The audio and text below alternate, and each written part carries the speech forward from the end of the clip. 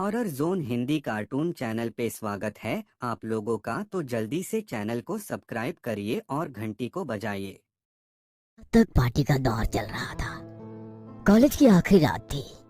उसके बाद सभी स्टूडेंट्स अपनी अपनी लाइफ में सेटल हो जाते हैं।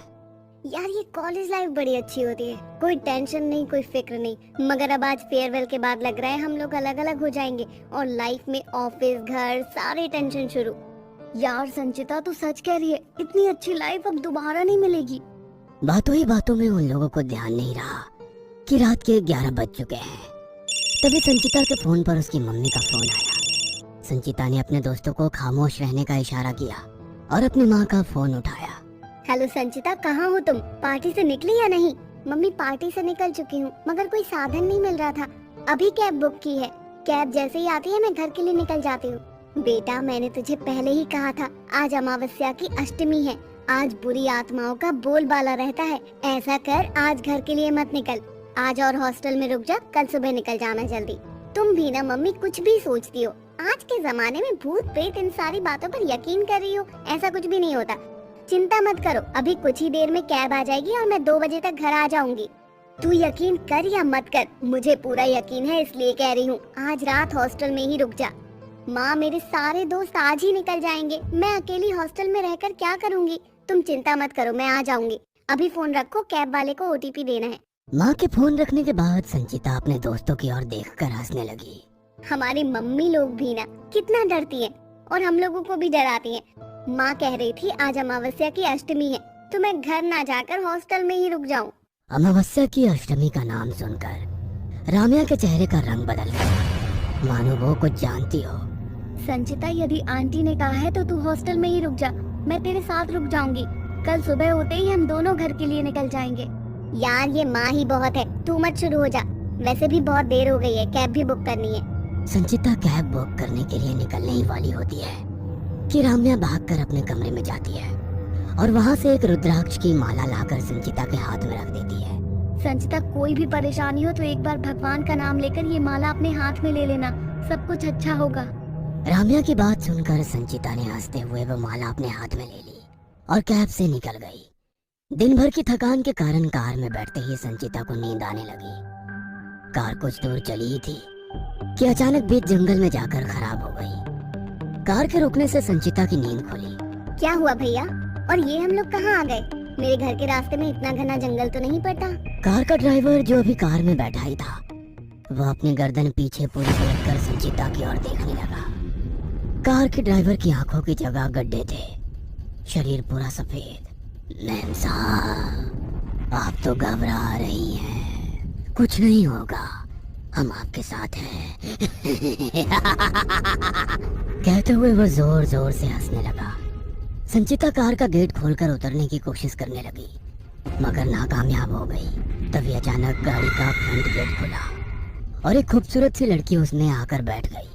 कौन हो तुम? इस तरह कार में आकर क्यों बैठ गई? ये कार का ड्राइवर भूतिया है, चलो यहाँ से भागकर अपनी जान बचाते हैं। उस लड़की ने भी बिना पीछे मुड़े अपनी गर्दन पीछे पलटी और कहा, क्या इस ड्राइवर ने भी इस तरह अपनी गर्दन घुमाई थी? कौन हो तुम?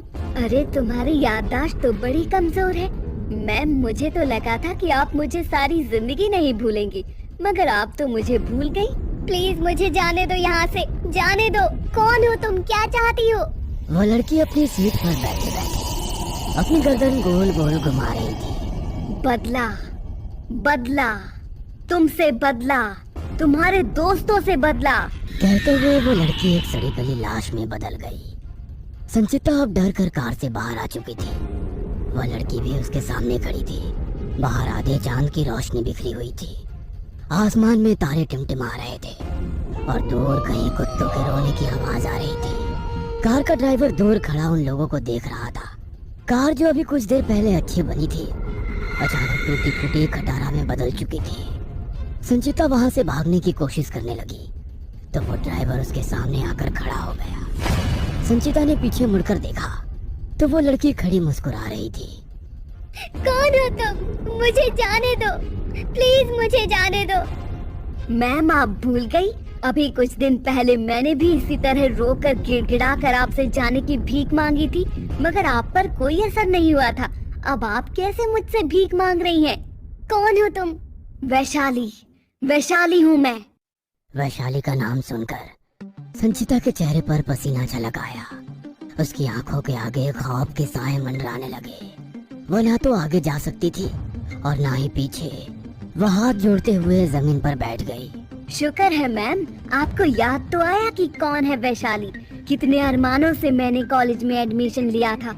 पापा ने तो अपनी जमीन गिरवी रखकर मेरे कॉलेज की फीस भरी थी, मगर थैंक्स टू यू, आपके कारण मेरा पूरा घर उजड़ गया। पापा और मम्मी दोनों इस दुनिया से चले गए। मेरे भाई बहन अनाथ हो गए। अब मैं बदला लेकर रहूंगी। वैशाली प्लीज मुझे माफ कर दो। मेरी बेवकूफी की इतनी बड़ी सजा मुझे मत दो। वो बेवकूफी नहीं थी, किसी की जिंदगी बर्बाद करने की साजिश थी। क्या गलती थी मेरी? यही ना कि आप लोगों के कहने पर मैंने शराब नहीं पी थी, अपने कपड़े उतारकर रैगिंग के नाम पर डांस नहीं किया था। आप लोगों ने मुझे गांव की गवार कहकर भरी महफिल से निकाल दिया था। मुझे तो तब कोई भी पछतावा नहीं हुआ था, क्योंकि कम से कम शराब पीकर और कपड़े उतारकर अपने घर की इज्जत नीलाम करने से बच गई थी। मगर उसका बदला आप लोगों ने इस तरह दिया। आप लोगों के कहने पर ही वो लड़का मेरे कमरे में आया था ना। आप लोगों ने ही वार्डन को बुलाया और मेरी इतनी बदनामी की।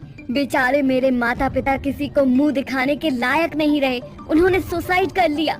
इतने पर भी आपको चैन नहीं मिला। मेरे कमरे में आकर मुझसे बदसलूकी कर रही थी। माफ कर दो वैशाली, वो सब कुछ एक बचपना था। मुझे नहीं पता था कि बात इतनी बिगड़ जाएगी। मैंने तो ये सब कुछ मस्ती में किया था। बचपना गलती को आप बचपना कहकर छूट नहीं सकती। क्या ये आपका बचपना था? जब बात बिगड़ने लगी तो प्रोफेसर इस घटना की जड़ तक पहुंचने की कोशिश कर रहे थे, तो आपने ही मेरी चुन्नी से मेरा गला दबा दिया और फिर पंखे से लटकाकर मेरी हत्या को सुसाइड घोषित कर दिया। जिस दिन पंखे पर लड़कियों को मेरी लाश मिली थी, उस रात आप लोगों ने पार्टी की थी कि आप लोग इस झंझट से मुक्त हो गए। ये भी आपका बचपना था। अब एक बचपना हम भी करेंगे। बीच जंगल में आप भी सुसाइड करेंगी और किसी को भी पता नहीं चलेगा। हमारे मरने के बाद आपने पार्टी की थी, आपके मरने के बाद जंगली जानवर पार्टी करेंगे। कहते हुए वैशाली का उड़ा हुआ सफेद दुपट्टा धीरे धीरे अपना कद बढ़ाकर संचिता की ओर बढ़ रहा था। वैशाली जोरों से हंसते हुए संचिता की ओर देख रही थी। वैशाली के उस भयानक रूप को देखने के बाद संचिता को ध्यान आया कि उसके पास रुद्राक्ष की माला रखी है। उसने तुरंत वह माला निकाली और वैशाली से बोली, हमसे दूर हो जाओ, हमारे पास भगवान का आशीर्वाद है। भगवान के पास शैतान नहीं आ सकता। आप भूल रही हैं, भगवान इंसानों की मदद करते हैं, हैवानों की नहीं, और आप हैवान हैं। कहते हुए जैसे ही वैशाली ने संचिता के हाथों की ओर देखा, उसके हाथ में एक जोरदार झटका लगा और रुद्राक्ष की माला दूर गिर गई। वैशाली का दुपट्टा धीरे धीरे संचिता के गले में लिपटता चला गया, मगर ना जाने कैसे संचिता के हाथों में रुद्राक्ष की माला तो बाहर आ गई और वो उसका सहारा लेकर जंगल से वापस अपने हॉस्टल में आ गई। कॉलेज के हॉस्टल में राम्या अकेली थी। वह डर के कारण रात में अपने घर के लिए नहीं निकली थी। अचानक उसके रूम के दरवाजे पर तेजी से दस्तक हुई। दस्तक से राम्या की नींद खुली। उसने मोबाइल में टाइम देखा तो 3 बज रहे थे। इतनी रात को कौन होगा? हॉस्टल में तो वार्डन और हमारे सिवा कोई नहीं है। दरवाजा खोले या नहीं? राम्या सोच ही रही थी कि दरवाजे पर इतनी तेजी से दस्तक होने लगी, मानो यदि कुछ देर दरवाजा नहीं खोला तो दरवाजा तोड़ दिया जाएगा। राम्या ने डरते हुए पूछा, कौन है? कौन है? राम्या मैं हूँ, दरवाजा खोल। इतनी रात गए संचिता की आवाज सुनकर राम्या बिना कुछ सोचे समझे दरवाजा खोलने लगी। संचिता तू यहाँ? तू तो गांव के लिए निकल चुकी थी। और राम्या ने जैसे ही संचिता की ओर देखा, संचिता की जगह वैशाली खड़ी थी। वैशाली, वैशाली तुम? शुक्र है हमें पहचान तो लिया। राम्या ने दरवाजा बंद कर दिया तो बंद दरवाजे में से वैशाली अंदर दाखिल हो गई। अभी तक वैशाली साधारण रूप में थी, अंदर आते ही उसका भयानक रूप उसके सामने आ गया। राम्या मैम, आपको भी अपने दोस्त के पास जाना होगा। दोस्त के पास जाना होगा? मतलब क्या है तुम्हारा? तुम और संचिता अच्छे दोस्त हो ना? अलग अलग रहते हुए अच्छा नहीं लगता। वो इस दुनिया में तुम्हारे पीछे पीछे पहुंचने वाली है। इंतजार करना तुम उसका। वहाँ जाओ, पहुंच जाओ तुम भी उसके पास। कहते हुए वैशाली का दुपट्टा वैसे ही बड़ा होने लगा और राम्या के गर्दन पर लिपटकर पंखे पर उसे लेकर लटक गया। अचानक दरवाजे पर दोबारा दस्तक होने लगी। दरवाजे पर हो रही दस्तक से जैसे ही राम्या की नींद खुली, अपने देखे हुए भयानक सपने से पसीना पसीना हो रही थी।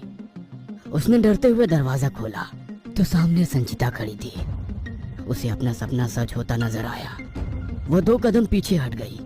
उसे इस तरह पीछे हटते देख संचिता आगे बढ़ी और बोली, तू सच कह रही थी। ऐसे रात के समय मुझे अपने घर वापस नहीं जाना चाहिए था। तुझे पता है वो वैशाली। कहते हुए संचिता की आंखों में आंसू आ गए। वैशाली? क्या हुआ वैशाली को? वो लौट कर आ गई है, हम लोगों से बदला लेकर रहेगी। तू कब से इन चीजों को मानने लगी? तू तो कह रही थी ना ये सब कुछ नहीं होता। मेरा यकीन कर, जिस दुपट्टे से हमने उसकी जान ली थी, उसी दुपट्टे से उसने मुझे मारने की कोशिश की। तुझे मारने की कोशिश की? कैसे? कहीं ऐसे तो नहीं? कहते हुए राम्या ने एक दुपट्टा संचिता की ओर बढ़ाया। उस दुपट्टे को देखकर संचिता चीखने लगी।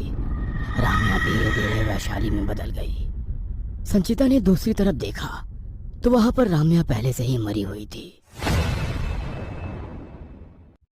अपने दोनों कातिलों को मारकर वैशाली की आत्मा वहीं अपने पैरों पर बैठ गई और खुद से बोली, इन लोगों के साथ मैं भी इन लोगों के जैसी हो गई।